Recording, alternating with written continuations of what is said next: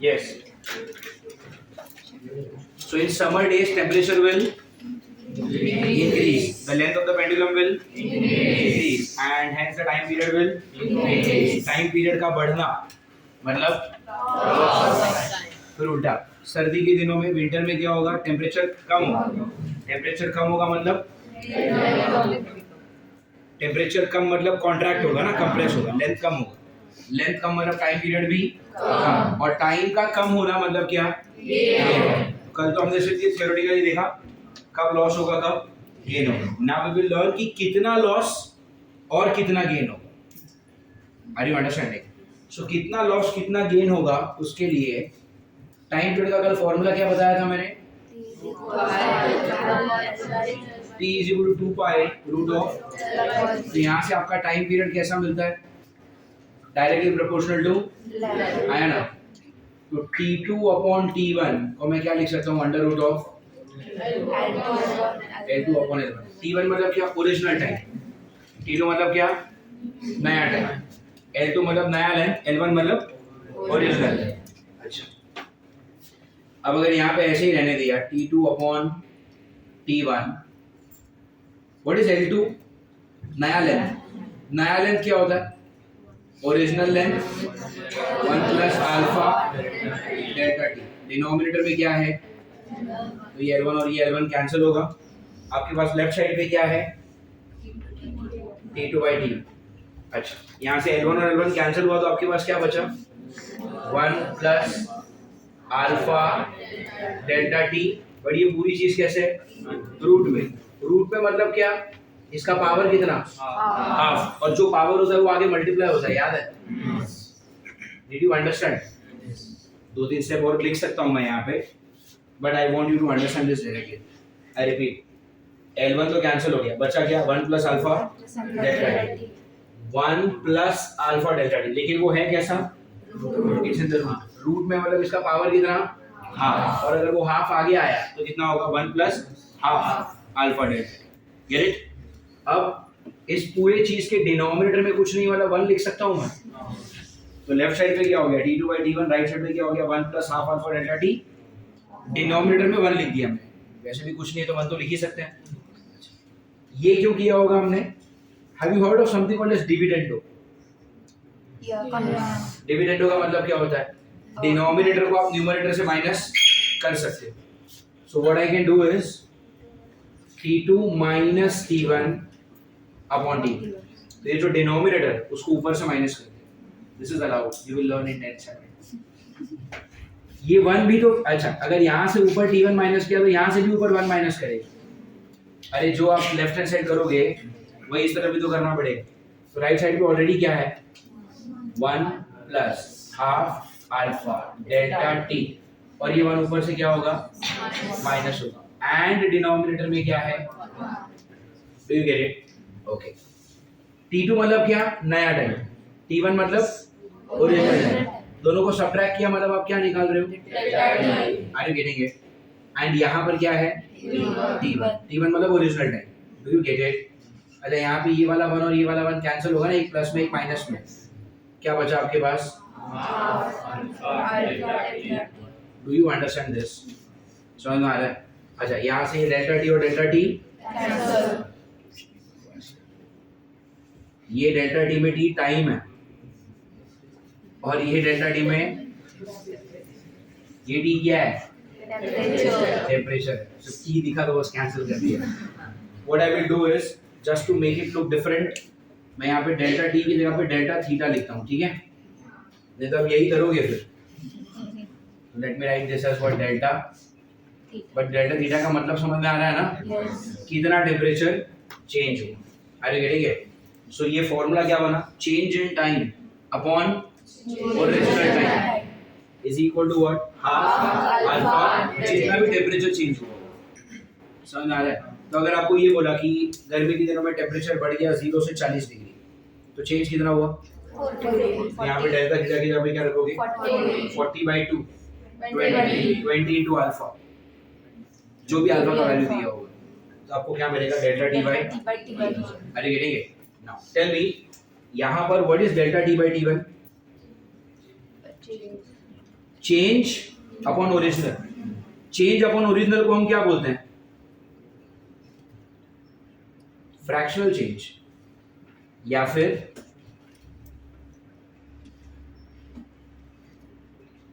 Relative change. सुना है ऐसा ये, फ्रैक्शनल चेंज या फिर रिलेटिव चेंज? एरर पढ़ा आपने? एरर में अगर मैं आपको ऐसा लिख के देता हूं कि length of an object is 3.0 plus minus 0.2 metre, तो इसमें ये 3 क्या है? The true value. अरे हाँ या ना, ये क्या है? True value. और ये 0.2 क्या है? एरर। तो अगर मैं ऐसा लिखता हूँ 0.2 अपॉन 3, 0.2 मतलब क्या? एरर ना, डेल्टा है। और ये 3 क्या है? तो इसको आप क्या बोलते हो? रिलेटिव एरर बोलते हो। तो रिलेटिव का मतलब क्या होता है? चेंज अपॉन ओरिजिनल आया ना, सो दैट इज रिलेटिव। तो यहाँ पर क्या है? डेल्टा टी क्या है? चेंज। और टी1 क्या है? ये भी तो रिलेटिव हुआ। अच्छा, यहाँ पर आपने नाम क्या दिया? एरर। यहाँ पर मैंने नाम क्या दिया? चेंज। ये कोई एरर थोड़ी है, अरे ये नहीं। बट रिलेटिव वर्ड का मतलब समझा? कभी भी अगर आपने क्या किया, डिफरेंस को ओरिजिनल चीज के साथ रेशियो लिया, तो आप उसको हमेशा क्या नाम दोगे? हाँ, वहां पे रिलेटिव एरर, यहाँ पर relative change. Do you understand this? Okay. What else? तो अगर आपको हाँ रिलेटिव चेंज पूछा तो आप क्या फॉर्मूला लिखोगे? Half alpha delta. Do you get it? Hello. So this is, उसी चीज को कंटिन्यू करना है आपको। समझ में आ रहा है आपको? फाइन। ये कौन सा टाइप था? Type 4। Do you understand this? Sure? इसको कॉपी कर दो। कितने टाइप हो गए अभी?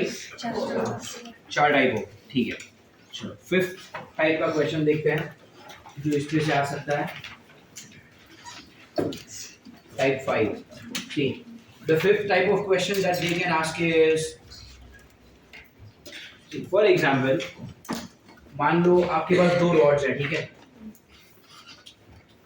ये बना हुआ है कॉपर का और ये बना हुआ है एल्यूमिनियम का। दोनों का लेंथ सेम, ठीक है? मैंने ड्रॉ भी तो वैसे ही किया है ना। दोनों का लेंथ कैसा है? सेम। ठीक है, लेट्स से इनिशियल टेम्परेचर है 27 डिग्री और मैं दोनों को गर्म करके लेके जाता हूँ 127 डिग्री पर, दोनों को। तो मैंने दोनों में टेम्परेचर कितना चेंज किया? डेल्टा टी कितना है? 100 डिग्री सेल्सियस लिखो, या फिर ये पता है ना, change is always the same.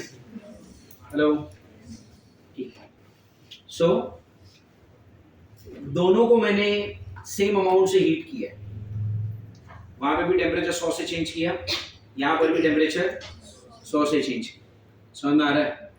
Now tell me one thing, अगर आपने दोनों का टेम्परेचर चेंज किया है बाय एन अमाउंट ऑफ 100, तो दोनों एक्सपांड होंगे? क्या दोनों इक्वली एक्सपांड होंगे? क्यों? अल्फा अलग है ना, तो अल्फा कॉपर का अलग होता है, अल्फा एल्यूमिनियम का भी अलग होता है। दोनों में से ज्यादा एक्सपैंड कौन करेगा? कैसे मालूम? अल्फा, तुमको सारे वैल्यूज याद है? कैसे मालूम? Fine, so I will give you a data कि कॉपर का अल्फा कैसा है? ज्यादा। अब जिसका अल्फा ज्यादा होगा उसमें एक्सपेंशन ज्यादा होगा। अग्री? अगर मैंने 27 डिग्री को टेम्परेचर कम करके -127 डिग्री पर लेकर गया, आर यू अंडरस्टैंडिंग दिस? कितना कम किया मैंने? 27 से -127, डिफरेंस कितना हुआ? -1। 27 और -127 में डिफरेंस कितना होता?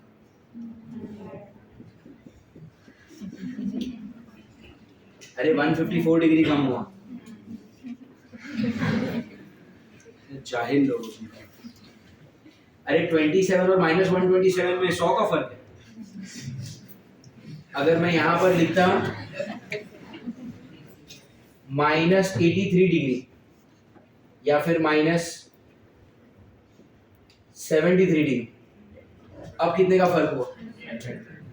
27 और माइनस 73 में difference, minus of minus plus, 27 plus 73 कितना हुआ? 100। तो अगर 27 से 127 पे आते हो तो आपने 100 डिग्री टेम्परेचर बढ़ाया, और अगर आप 27 से 73 पे जाते हो तो आपने 100 डिग्री सेल्सियस कम किया। अरे गेटिंग? टेम्परेचर के बढ़ाने पे चीजें एक्सपैंड हो रही है, और टेम्परेचर के कम होने पे चीजें, ज्यादा एक्सपैंड कौन होगा? ज्यादा कंप्रेस कौन होगा? अरे अल्फा ज्यादा है ना, तो वो एक्सपेंशन भी ज्यादा दिखाएगा और वो कंप्रेशन भी। Are you understanding? जिसका अल्फा ज्यादा होता है ना, वो टेम्परेचर को बहुत ज्यादा सेंसिटिव होता है। Do you understand this? Cricket में विराट कोहली को देखा है? विराट कोहली सेंचुरी मारता है तो खुश भी बहुत होता है, राइट? अरे इधर उधर दौड़ता है, बैट निकालेगा, सेलिब्रेट करता है ना, सब फ्लाइंग किस करता है अनुष्का शर्मा को। देखा कि नहीं ये सब? यही सब देखो। So what I mean is, जब वो सेंचुरी मारता है तो खुश भी बहुत होता है, जब वो जीरो पे आउट होता है ना तो दुखी भी इतना होता है ना। पेविलियन में जाके बैट फेंकेगा, हेलमेट पटकेगा, गुस्सा करेगा, देखा है कभी? तो he is emotional in either ways, है ना। मतलब जब खुश होगा तो सेलिब्रेशन भी बड़ा होगा, और जब दुखी होगा तो गम भी बहुत ज्यादा मनाता है, because he is an emotional man. समझ में आ रही है? तो similarly if somebody is emotional, you can't be emotional only when you are happy, है ना। अगर आप इमोशनल हो तो आप खुश होगे तो भी ज्यादा एक्सप्रेस करोगे, और अगर आप दुखी हो तब भी ज्यादा एक्सप्रेस करोगे। Do you agree? उसी तरह जिसका अल्फा ज्यादा होता है ना, वो टेम्परेचर को बहुत सेंसिटिव होता है। टेम्परेचर के बढ़ने पे वो एक्सपांड भी ज्यादा करेगा, और टेम्परेचर के कम होने पे कंप्रेशन भी ज्यादा होगा। समझ में आ रहा है? जस्ट मेक अ नोट, जहां पर भी हम टाइप 5 पढ़ने वाले हैं वहां पर write down a note. Hindi में लिख दो, जिसका अल्फा ज्यादा उसका एक्सपांशन भी ज्यादा,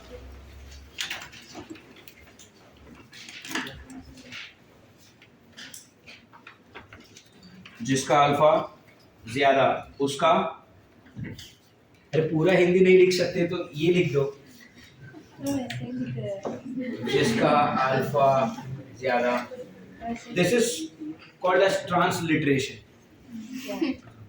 लिख दो, वैसे लिख दो, जिसका अल्फा ज्यादा उसका एक्सपेंशन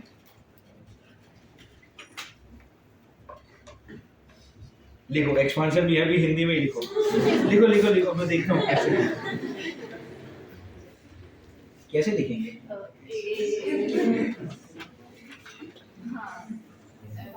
एक्स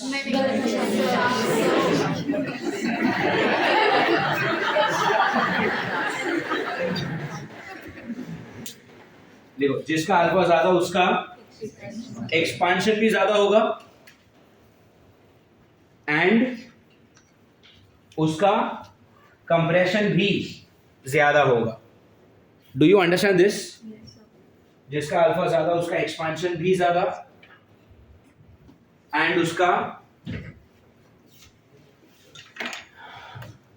कंप्रेशन भी कैसा होगा? Tell me. ज्यादा होगा। Do you understand this?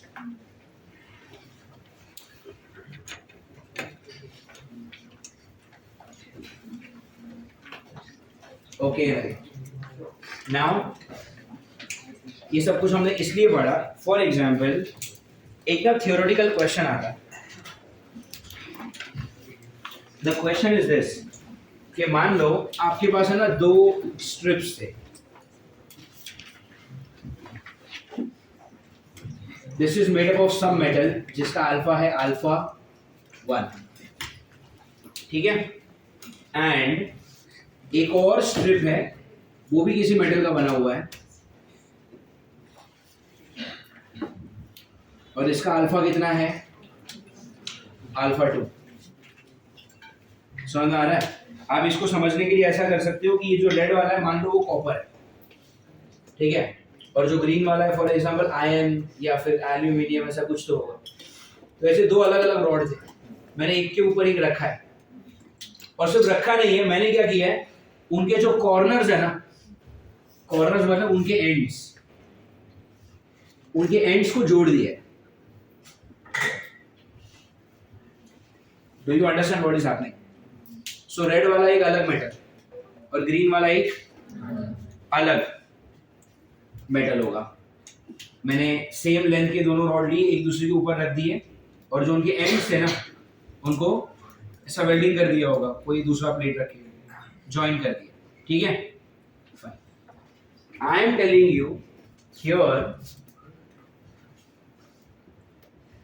Alpha 1 is greater than alpha 2, ठीक है। अल्फा 1 जो है वो अल्फा 2 से बड़ा है, मतलब who is more sensitive? Red वाला। अल्फा 1 ज्यादा है, मतलब क्या, रेड वाला ज्यादा सेंसिटिव। तो अगर मैं टेम्परेचर बढ़ाऊंगा ना तो रेड वाले को ज्यादा एक्सपांड हो रहा है ग्रीन वाले के कंपैरिजन, और अगर मैंने टेम्परेचर को कम किया तो रेड वाले को कंप्रेस भी ज्यादा होना है ग्रीन वाले के कंपैरिजन। अरे गेटेंगे, हम दोनों चीज करेंगे यहाँ। केस 1 टेम्परेचर को बढ़ाएंगे, एंड केस 2 में हम टेम्परेचर को क्या करेंगे, कम करेंगे। Do you get it? पहले मैं टेम्परेचर बढ़ाऊंगा, फिर मैं टेम्परेचर को कम करूंगा, ठीक है ना।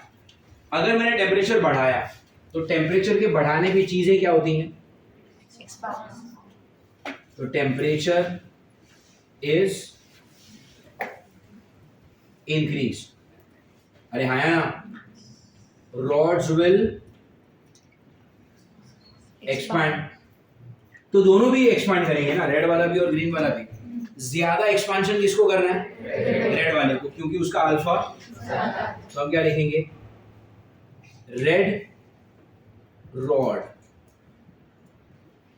will try to expand more. Do you agree? Yes. तो फॉर एग्जाम्पल एक्सपांशन के बाद रेड वाले को चाहिए कि वो कुछ ऐसा दिखे, अरे हाँ ना, और ग्रीन वाला उसके कंपैरिजन में तो छोटा ही होगा ना, अरे हाँ ना, रेड वाले को कुछ ऐसा चाहिए कि कुछ ऐसा हो जाए, है ना, क्योंकि टेम्परेचर अगर आपने बढ़ाया तो रॉड को एक्सपांड होना है। किसको ज्यादा एक्सपांड होना है? जिसका अल्फा बड़ा है, अल्फा बड़ा है रेड वाले का, तो रेड वाले को ज्यादा एक्सपांड होना है। अब अगर रेड वाला ज्यादा एक्सपांड हो गया दोनों तरफ से तो ऐसे बड़ा होगा, ग्रीन वाला थोड़ा ही एक्सपांड हो गया। ऐसा एक्सपेक्टेड है, बट ऐसा होगा नहीं। क्यों? अरे तुमने एंड्स को तो एक प्लेट के साथ कनेक्ट कर दिया था ना। Are you getting it? So what you see right now, is this the reality? No, this is, अरे ये एक्सपेक्टेड एक्सपांशन। आपको एक्सपेक्ट है कुछ ऐसा होगा, पर ये हो नहीं सकता, क्योंकि आपने एंड्स को, यहां पे देखो, आपने एंड्स को जोड़ दिया है दोनों तरफ से, और यहां पे देखो एंड अलग अलग हो गए, यहां पर भी एंड अलग अलग हो गए।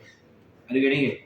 तो ऐसा होने तो नहीं देगा ये, समझ में आ रहा है? बट आइडियली ऐसा होना चाहिए था, बट ऐसा हो नहीं सकता। बट अगर आप टेम्परेचर बढ़ा रहे हो तो एक्सपांशन तो होगा, तो एक्सपांशन भी होना चाहिए, और दोनों एंड्स भी अलग अलग नहीं होने चाहिए। ऐसा कब पॉसिबल?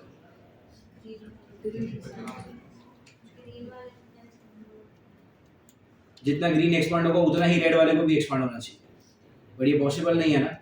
जिसका अल्फा ज्यादा है उसमें एक्सपांशन ज्यादा ही होगा। अभी तो तुमने वही लिखा ना, समझ में आ रहा है? तो तुमको पहला कंडीशन मैच करना है कि जिसका अल्फा ज्यादा उसका एक्सपांशन ज्यादा, तो रेड वाले को ज्यादा एक्सपांड होना है। लेकिन अगर रेड वाला ज्यादा एक्सपांड हुआ, ग्रीन वाला कम एक्सपांड हुआ, तो दोनों के जो एंड्स हैं, एंड वो तो बिछड़ जाएंगे। लेकिन वो भी अलाउड नहीं है, क्योंकि दोनों तरफ आपने एंड्स को ज्वाइन कर दिया। ऐसा कोई वेरी स्मॉल बेंड हो जाएगा। वो कैसे बेंड होगा पता है? वो कुछ ऐसे बेंड होगा,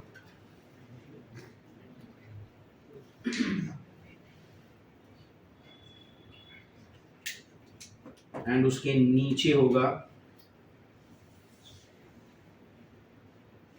ग्रीन वाला। Are you getting it? क्या अभी भी इनके जो एंड्स हैं वो जुड़े हुए हैं? और क्या रेड वाले की लेंथ ग्रीन वाले से ज्यादा है? अरे उसके ऊपर है ना। समझ आ रही है? सर्कल पढ़ा है ना आपने थोड़ा बहुत? अगर ये सेंटर है, अगर ये क्या है रेडियस, तो ये क्या होता है आर्क। आर्क को आप क्या लिखते हो? एस। ये फॉर्मूला पढ़ा आपने, S equal to R theta. ये फॉर्मूला पढ़ा कि नहीं? S equal to R theta. तो ये जो आर्क होता है एस, वो किस पे डिपेंड करता है ना? अगर आपने इन दोनों का सर्कल इमेजिन किया तो सेंटर यहां पर कहीं पे बनेगा। किसकी रेडियस ज्यादा है, रेड वाले की या ग्रीन वाले की? रेड वाले का रेडियस बड़ा है। रेडियस बड़ा मतलब उसका आर्क लेंथ भी बड़ा हो। Are you getting it? तो जो रेड वाला है वो ग्रीन वाले से बड़ा ही होगा यहाँ पर। अच्छा, दोनों के लिए थीटा कैसा है? ये थीटा दोनों का सेम है यार। Are you getting it? This type of construction is called as bimetallic strip. क्या बोलते हैं इसको? Bias two. Are you getting it? This type of construction is called as what? Tell me. Bimetallic strip. समझ में आ रहा है आपको? हेलो। सो केस 1 में आपने टेम्परेचर बढ़ाया, टेम्परेचर के बढ़ने से रॉड्स को एक्सपैंड होना था। किसको ज्यादा एक्सपैंड होना था? रेड वाले को ज्यादा एक्सपैंड होना था। अगर आपने इसके एंड्स को जोड़ा नहीं होता तो शायद ये हो जाता। अरे यार, तो दिस वाज एक्सपेक्टेड कि रेड वाला बड़ा होगा, ग्रीन वाला छोटा होगा, बट वो एक्सपेक्टेड चीज हो नहीं पाई क्योंकि आपने उसके एंड्स को क्या कर दिया है? कनेक्ट कर दिया। Are you getting it? तो this is expected and this is what? This is reality. असली में ऐसा हो। अरे गेटिंग इट? दोनों किस तरफ बेंड हो गए? नीचे बेंड हो गए। अरे अगर यहां पर अल्फा 1 अल्फा 2 से छोटा होता, अब कौन बड़ा है? अल्फा 2 मतलब कौन? तो अब क्या होना है? Green rod will try to expand more. अब क्या होगा? ये ऊपर बेंड होगा। अरे यार, अब अगर ये ऊपर बेंड हुआ तो रेड वाला अंदर हो गया, ग्रीन वाला बाहर हो, तो ग्रीन वाला बड़ा होगा।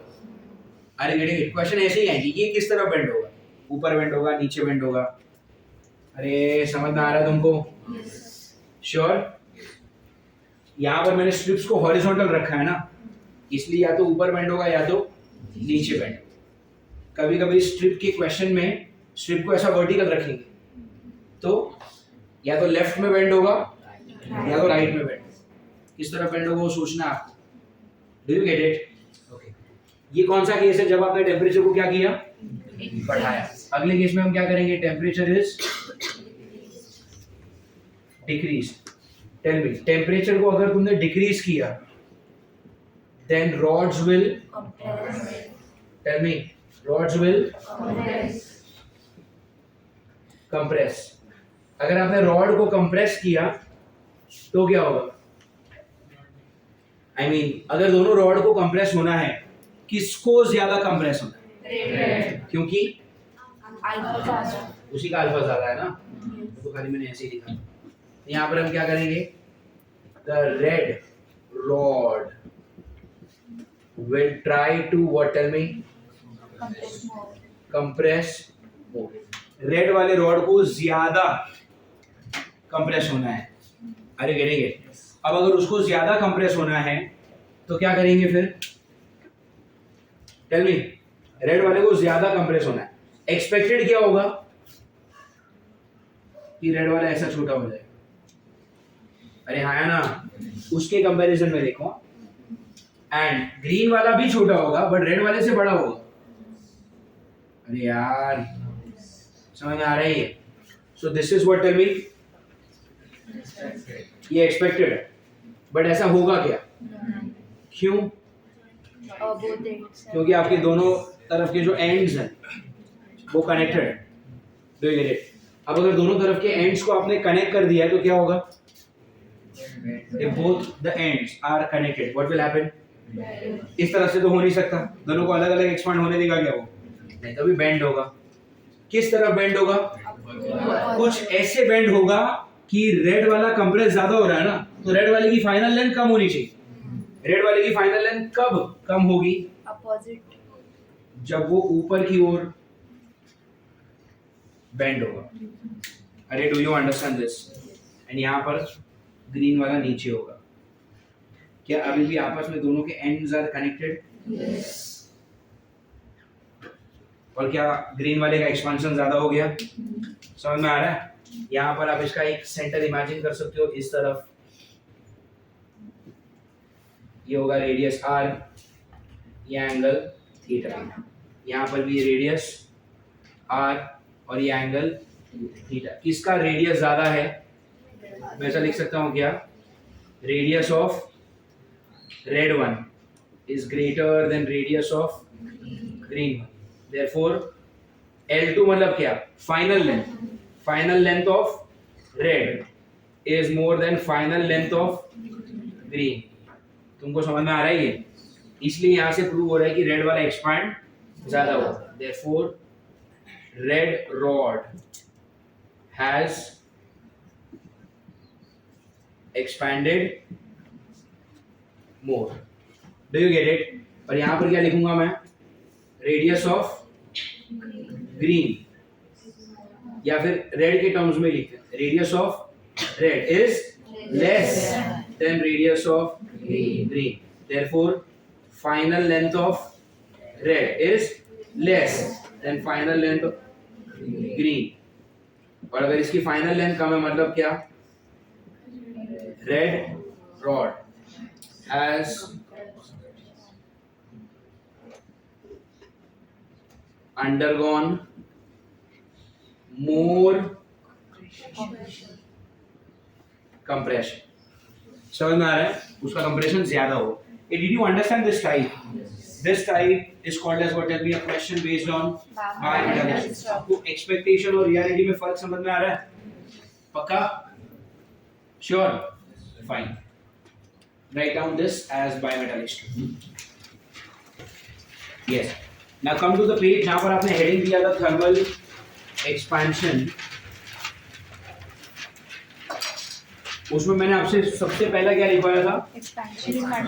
Expansion in one dimension. मतलब अब तक हमने सिर्फ लेंथ के बारे में बात की है ना?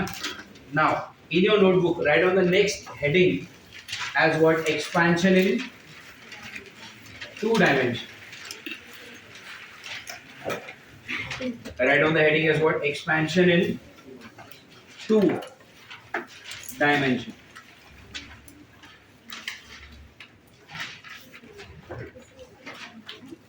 Expansion in what? Tell me. Two dimension. ठीक है? What do you mean by this? Expansion in two dimension का मतलब क्या होता है? ये देखो. Expansion in two dimension का मतलब, let's say you have a plate. जैसे मान लो आपका जो बुक होता है ना, जैसा एक बुक है, but this book is let's say made up of some metal. Book का कुछ तो लेंथ होगा और कुछ तो हाइट होगा, मतलब जिसको मैं लेंथ और ब्रेथ बोलूँगा। समझ में आ रहा है? सो लेट्स से एक रेक्टेंगुलर प्लेट है मेरे पास जिसका लेंथ कितना है? L1 और ब्रेथ कितना है? B1। Are you understanding this? Length is how much? L1. Breadth is how much? B1. ये समझ में आ रहा है? कुछ तो टेम्परेचर होगा, तो मान लो टेम्परेचर कितना है? For example room temperature 27 degree. Fine. अब मैंने इस प्लेट को 100 डिग्री से गर्म किया, तो नया टेम्परेचर कितना हो गया? 127। लेकिन जब आप 27 डिग्री को 127 डिग्री पर लेकर जाओगे तो आप ज़्यादा गर्म कर रहे हो। अगर आपने टेम्परेचर बढ़ाया तो ये ऑब्जेक्ट क्या होगा? एक्सपैंड होगा।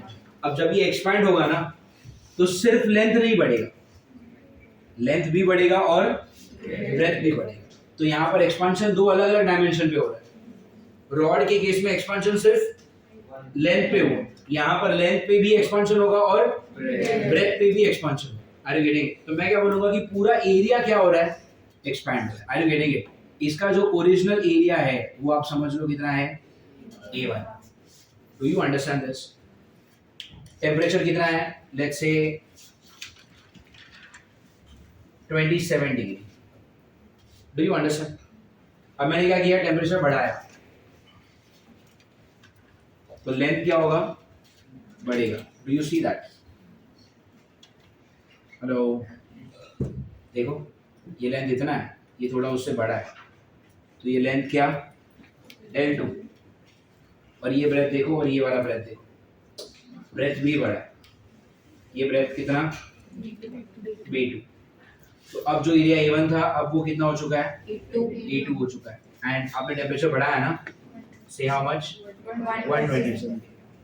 तो जब आपने टेम्परेचर बढ़ाया तो लेंथ भी बड़ा हुआ और ब्रेथ भी बड़ा हुआ, और उसके वजह से एरिया भी बड़ा हो गया। तो इस बार जो एक्सपेंशन हुआ है that has happened along two dimension. समझ में आ रही है? लेंथ का जो एक्सपेंशन था उसका फॉर्मूला क्या था, L2 is equal to L1 bracket में 1 प्लस अल्फा डेल्टा टी। अब यहाँ पर सिर्फ लेंथ बढ़ा हुआ है क्या, लेंथ और ब्रेथ दोनों बढ़े हुए, पूरा एरिया बढ़ा हुआ है ना। यहाँ पर हम क्या करेंगे, A2 is equal to A1 bracket में 1 प्लस अल्फा की जगह पे हम लिखेंगे बीटा। अरे गेटिंग इट? अल्फा का नाम क्या रखा था तुमने, it was a material based constant. वैसे तो ये भी मटेरियल बेस्ड कांस्टेंट ही है, कॉपर का प्लेट लिया और एल्यूमिनियम का प्लेट लिया तो एक्सपेंशन अलग अलग ही होगा। अरे गेटिंग इट? बट अल्फा का नाम क्या था, कोएफिशिएंट ऑफ लीनियर एक्सपेंशन। इसका नाम होगा, इसका नाम है coefficient of areal expansion. Do you understand this? अच्छा, फिर और क्या फॉर्मूला लिखा था वहां पे, देखो वहां पर एक फॉर्मूला लिखा होगा डेल्टा एल कि कितना एक्सपांड हो। डेल्टा एल का फॉर्मूला क्या था, चेक करो, L1 अल्फा डेल्टा टी। यहाँ पर डेल्टा एल की जगह पे क्या आएगा, delta A which is equal to what, A1 beta delta T. समझ में आ रहा है? एक याद हो गया तो दूसरा भी याद हो जाए। Get it? ठीक है। फिर वहां पे आपने सिर्फ अल्फा का फॉर्मूला भी लिखा था, सिर्फ अल्फा क्या था, डेल्टा एल अपॉन हाँ डेल्टा टी, और यहाँ पर L1 मतलब ओरिजिनल। तो यहाँ पर अल्फा की जगह पे क्या आएगा, बीटा। डेल्टा एल की जगह पे क्या आएगा, डेल्टा ए, नीचे डेल्टा टी रहेगा, और L1 की जगह पे क्या होगा, A1। मतलब क्या, ओरिजिनल एरिया ऊपर चेंज इन एरिया, इधर चेंज इन, और ये आपका beta. Do you understand? Alpha का यूनिट क्या था, पर केल्विन। इसका यूनिट क्या होगा, पर केल्विन ही होगा। ये भी एरिया, ये भी एरिया, कैंसिल ही होगा ना। तो टेम्परेचर बचा नीचे, तो it's 1 upon kelvin. 1 upon kelvin मतलब क्या, पर केल्विन लिख दो या फिर क्या लिख दो, पर degree Celsius. Do you understand? So अगर आपको लीनियर एक्सपेंशन समझ में आया तो एरियल एक्सपेंशन बिल्कुल सेम ही, खाली A2 के मतलब L2 की जगह पे A2 आ गया, L1 की जगह पे A1। वहां पर क्या था, delta L is equal to what, L1 alpha delta. इधर क्या हो गया, delta is A1 beta delta. समझ में आ रहा है आपको? पक्का? हमने वेक्टर्स पढ़ा था, राइट? वेक्टर्स में मैंने आपको एक चीज बताई थी कि एक वेक्टर है, इसका नाम है P बार, एक वेक्टर है, इसका नाम है Q बार, एंड दोनों के बीच में एंगल क्या है, थीटा। अगर आपने इसको और इसको ऐड किया तो आप क्या करोगे, पैरेललोग्राम बनाओगे, एंड ये जो डायगोनल आएगा, इस डायगोनल को आप बोलोगे रिजल्टेंट। इस रिजल्टेंट वेक्टर का मैग्नीट्यूड क्या होता है,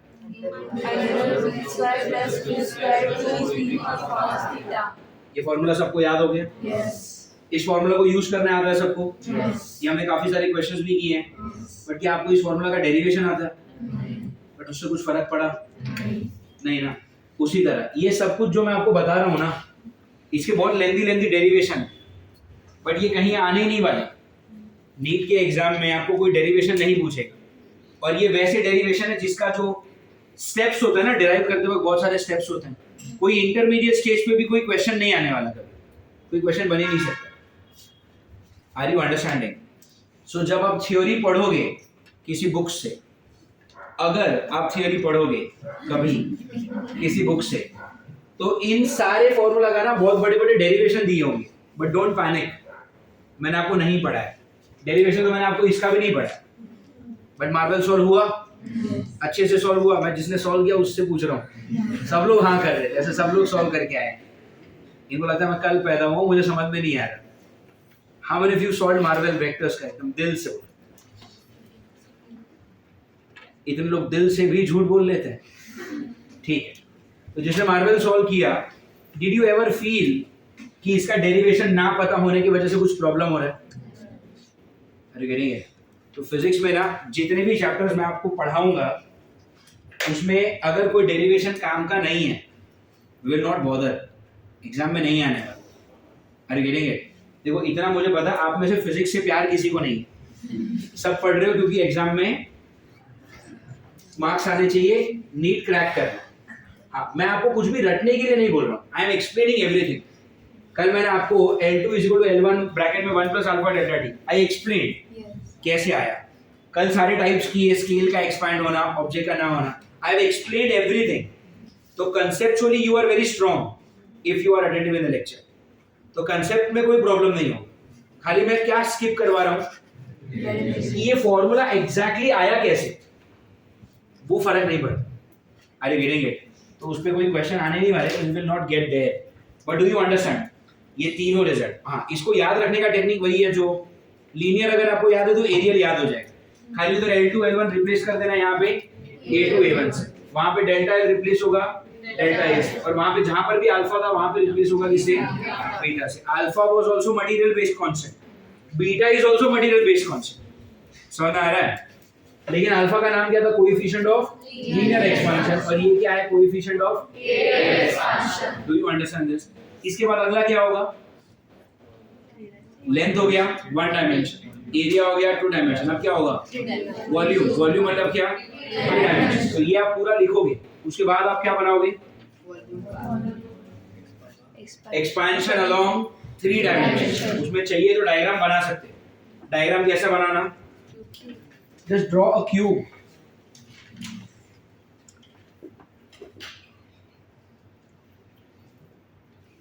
अरे हाँ है ना, इसमें इसको लेंथ दिखा सकते हो L1, इसको ब्रेथ दिखा सकते हो B1, और इसको हाइट दिखा सकते हो H1। ये किस टेम्परेचर पे होगा? 27 डिग्री। मतलब कोई भी ले सकते हो, मैं सिर्फ 27 ले रहा हूँ। 100 डिग्री गर्म कर देना, क्यूब क्या हो जाएगा? साइज में बड़ा हो जाएगा। अरे हाँ है ना, क्यूब बड़ा हो गया। तो जो पहले वाली हाइट थी H1, अब वो कितनी हो जाएगी? H2। पहले वाला जो L1 था, अब वो कितना हो जाएगा? L2। और जो पहले वाला ब्रेथ B1 था, अब वो कितना हो जाएगा? B2। Do you understand? ये 27 पर है, ये कहाँ पर है? 100 डिग्री गर्म हो गया। डायग्राम तो सेम ही है ना। अब यहाँ पर A2 A1 की जगह पे क्या लिखोगे? V2 V1। V2 मतलब नया वॉल्यूम, V1 मतलब ओरिजिनल वॉल्यूम। ब्रैकेट में 1 प्लस अल्फा, बीटा के बाद क्या आता है? गैमा। हो एक्सेंट, गैमा। सब इंग्लिश मूवीज देखते हैं। हाँ, आए सारे के सारे ब्रिटिशर्स कहीं के। गैमा। लिसन को लिस्टन बोलने वालों, गामा को गैमा बोल रहे हो? हाँ?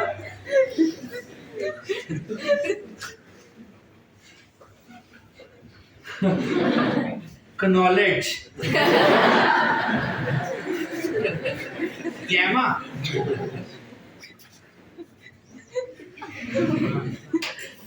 what will you write वहां पे?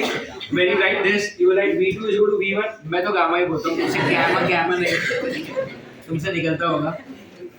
हाँ, क्या लिखेंगे वहां पे? Tell me. इसको you will draw the diagram and then you will write what? v2 is what? new volume, v1 is the original volume। Bracket में 1 प्लस गामा डेल्टा टी। यहाँ पर क्या करोगे? Delta v is equal to v1 gamma delta T, और यहाँ पे gamma is equal to delta v upon delta T times V1। Unit क्या होगा? सेम ही, क्योंकि वहां पे डेल्टा V और V1 तो कैंसिल ही होगा ना यूनिट वाइज, पर केल्विन और पर degree Celsius. Do you understand this? In your notebook, write down the next heading as what? Expansion along 2 dimension. Copy all this and then you write down what expansion along 3 dimension and then you copy all this and listen. When you write यहाँ पर ना V2 is equal to V1 bracket में 1 plus gamma delta T. Book में तो उसका भी derivation दिया होगा, but don't bother. Fine?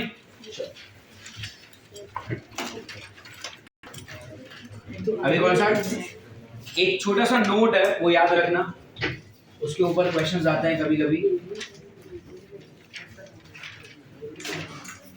Okay, the note is, tell me one thing, alpha जो है वो कितने डायमेंशंस के लिए यूज होता है? 1 डायमेंशन। और बीटा जो है वो 2 डायमेंशन। सो अगर अल्फा को 2 से मल्टीप्लाई किया तो बीटा मिलेगा। अरे this is 1 dimension, this into 2 is what? Beta। अरे बेटे ये कब काम आएगा? कभी कभी ऐसी नौबत आएगी क्वेश्चन में कि आपको ये यूज करना पड़ेगा। It's standard result. अभी तो देखा A2 is equal to A1 bracket में 1 plus beta delta T, but question में ना बीटा का वैल्यू ही नहीं दिया होगा, क्वेश्चन में आपको अल्फा दिया होगा, तो 2 से मल्टीप्लाई करके बीटा मिल जाएगा। अरे बेटे similarly alpha is along 1 dimension, उसको 3 से मल्टीप्लाई किया है तो आपको 3 डायमेंशनल गामा में मिल जाएगा। ये कब यूज करना पड़ेगा?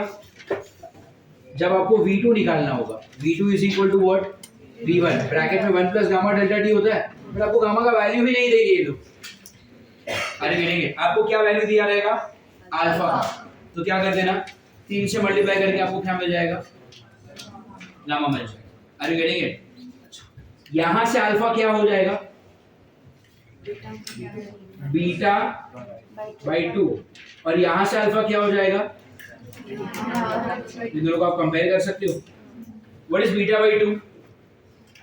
Alpha. What is gamma by 3? ये भी अल्फा ये भी अल्फा, तो दोनों को कंपेयर कर सकता हूं। क्रॉस मल्टीप्लाई किया तो, या फिर क्रॉस मल्टीप्लाई मत करो, चलो बीटा कितना हो गया? 2/3 गामा। Are you understanding? ये हो गया इन तीनों का आपस में रिलेशन। क्या ये समझ में आ रहा है आपको? तो अगर कभी मान लो आपको अल्फा यूज करना पड़ रहा है बट उन्होंने आपको दिया है बीटा या गामा, तो वैल्यूज निकाल सकते। Get it? Beta is what?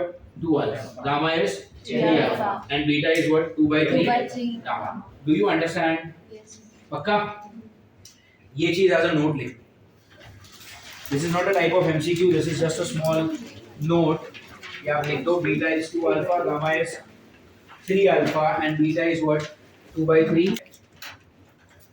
Type 6 के लिए जगह छुड़वाया ना मैंने? फाइन। Write down type 7। ये नोट लिखा आपने? Beta is 2 alpha, gamma is 3 alpha, beta by 2 is what? Gamma by 3. Therefore beta is 2/3 gamma। समझ में आ रहा है?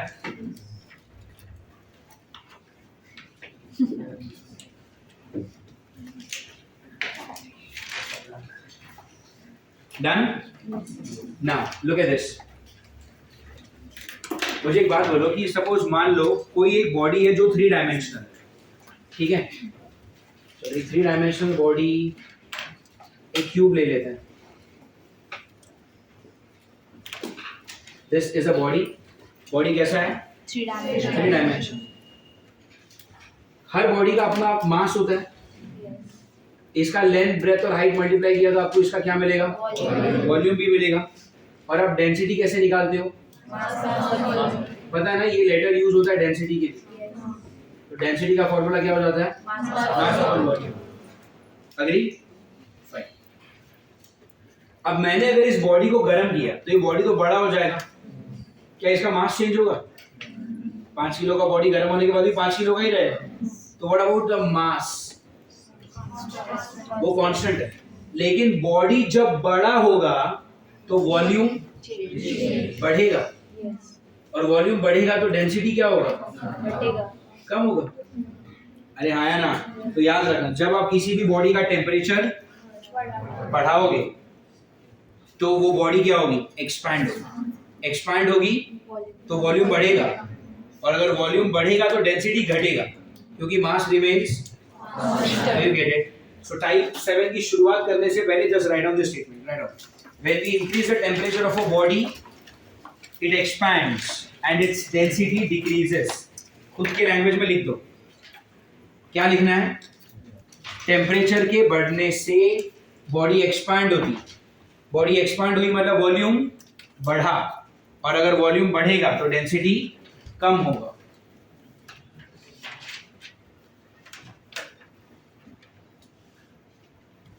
Right it in your own language. I repeat if you want to. Temperature के बढ़ने से बॉडी एक्सपैंड होता है। बॉडी एक्सपैंड हुआ मतलब वॉल्यूम बढ़ गया, और वॉल्यूम बढ़ा मतलब डेंसिटी कम हो गया।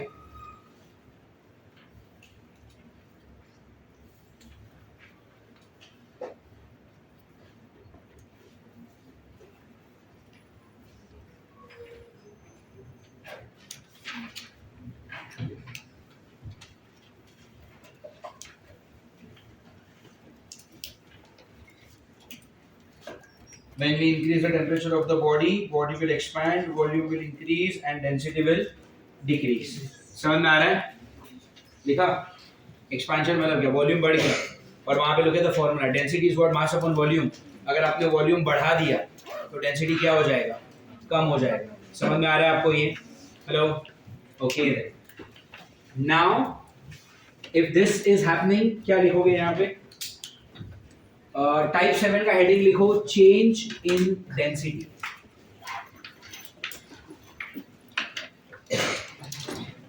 टाइप 7 का हेडिंग क्या लिखोगे? Change in density. आज आपका मैथ्स मॉड्यूल भी है ना? Yes. Change in density. अब सुनो यहां पे, टेल मी, वॉल्यूम का क्या फॉर्मूला जानते हो? V2 is equal to V1 bracket में 1 plus gamma delta T. Now this is about volume. मुझे बोलो यहाँ पे फॉर्मूला क्या है? Density is mass upon volume ना? Look at this, density is what? Mass upon. तो वॉल्यूम क्या हो गया? मास अपॉन डेंसिटी हो गया। तो वॉल्यूम 2 मतलब क्या?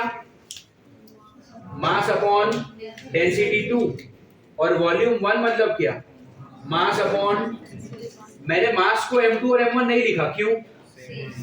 मास तो सेम ही रहता है ना। बॉडी अगर एक्सपैंड हो गया या कॉन्ट्रैक्ट हो गया उससे उसका मास नहीं चेंज होता, तो M2 M1 लिखी कोई मतलब नहीं है, वो M ही रहेगा।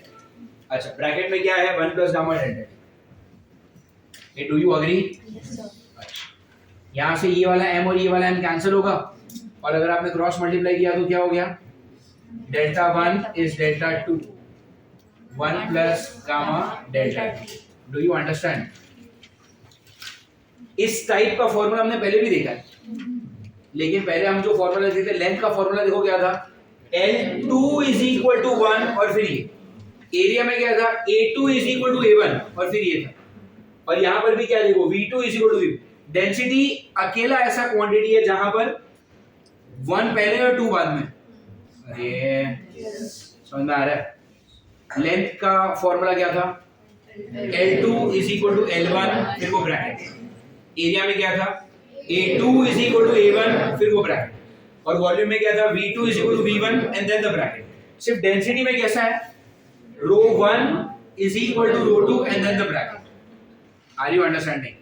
तो थोड़ा सा अलग पड़ रहा है ना ये, तो इसको सेम करने के लिए मैं क्या कर रहा हूं, ये जो ब्रैकेट है ना इसको लेफ्ट में लेकर आएंगे। समझ में आ रहा है? तो ऑलरेडी वहां पर क्या है? डेल्टा 1। ये ब्रैकेट आएगा इसके नीचे। अच्छा, जब ये डिनोमिनेटर में जाएगा तो उसका पावर क्या है? 1। अगर मैंने उसको ऊपर लिया तो पावर कितना हो जाएगा? -1 है ना? तो what is this? 1 plus gamma delta T. इसको आपने इस तरफ लिया तो डिनोमिनेटर में पावर कितना? 1। अगर उसको ऊपर लिया तो 1 plus gamma delta T power -1, और इस तरफ क्या बचा? रो 2। Do you understand this? Hello? ये सब मैंने इसीलिए किया ताकि ये फॉर्मूला भी वैसा ही दिखे जो अपने लेंथ, एरिया और वॉल्यूम के दिखते हैं। यहाँ पर पावर, अच्छा पहले खाली इसको चेंज कर देंगे, तो रो 2 आ गया इधर, ये वाला पार्ट गया उधर, एंड ये पावर -1 तो इधर मल्टीप्लाई होगा 1 minus gamma delta T. Do you understand? This looks like the earlier formula but there is still a difference. अब तक क्या फॉर्मूला में प्लस था, ये फॉर्मूला है जहां पर माइनस है.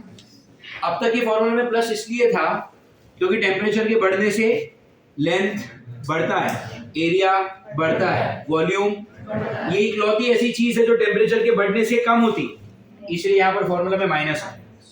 Are you getting it? तो density 2 is equal to density 1, bracket में क्या 1 minus gamma delta. Are you understanding? देखा तुम एक्टिंग करती हो पढ़ने की, तुमको पता है, इसलिए तुमको कोई मार्क्स नहीं आते. I am really sorry to say this, but your attention to the board is negative, it's not even zero. कहीं एक अलग ही दुनिया में खोए रहते हो कुछ लोग तुम में से, इसीलिए घर जाके 12-12, 15-15 घंटा भी बुक लेके बैठते हो, मार्क्स नहीं आते. कल मैंने क्या बोला था? When you are in the classroom, you get convinced with the concept. When you are convinced with the concept, you go home and solve the questions. Then you understand the concept. तुमको घर जाके शायद solve करने का मन ही नहीं हो रहा होगा कभी, क्योंकि यहाँ पर कुछ कन्विंस्ड ही नहीं हो तुम. घर जाके सॉल्व क्या करोगे? घर जाके पढ़ते नहीं है, इसलिए मार्क्स नहीं आते. तो there is a reason why is this happening to you.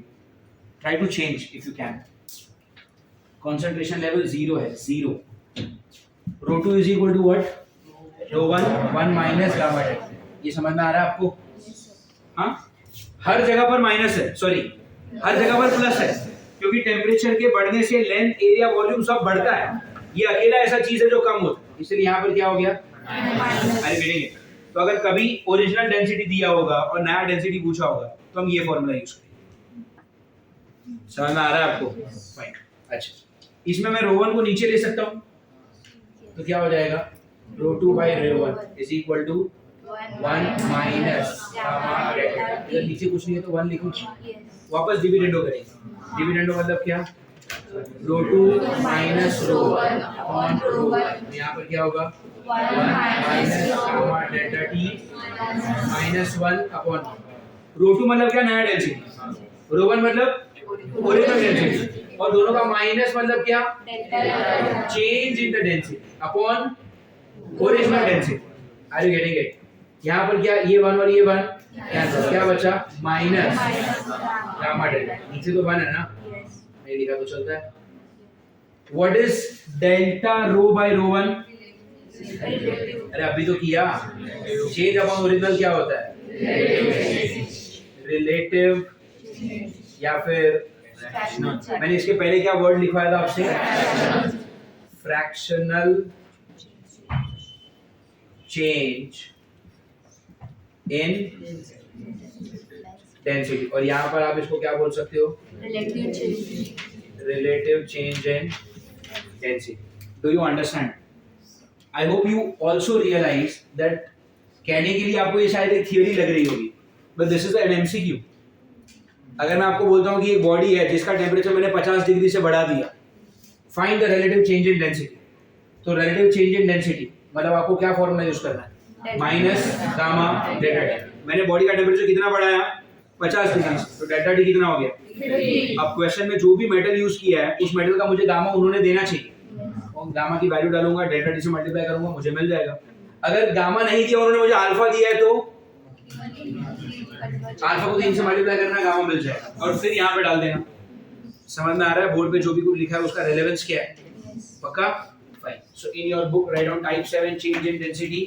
अच्छा, इसमें और एक चीज कर सकते हो आप. अगर आपने रो 1 को इस तरफ भेजा तो just send it this side. Delta 1 gamma delta t. And what is delta rho?